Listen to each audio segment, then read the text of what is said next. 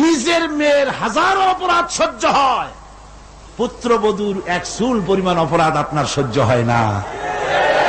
এটা ঠিক নয়। আপনি পুত্রবধূকে নিজের মেয়ের মতো দেখুন, আর পুত্রবধূরা তারাও নিজের শাশুড়িকে মায়ের মতো দেখুন। আর মনে মনে ভাবুন, চিরকাল আপনি পুত্রবধূ থাকবেন না, আপনিও শাশুড়ি হবেন। আপনার শাশুড়িকে যদি মায়ের মতো যত্ন আপনি করেন, তাহলে আপনার পুত্রবধূর কাছ থেকে আপনিও মায়ের যত্ন পাবেন। আর এই ঝগড়া যদি থাকে, সংসার কিছুতেই ভালো থাকতে পারে না। গেল শাশুড়ি পুত্রবধূ। এবার স্বামী স্ত্রী।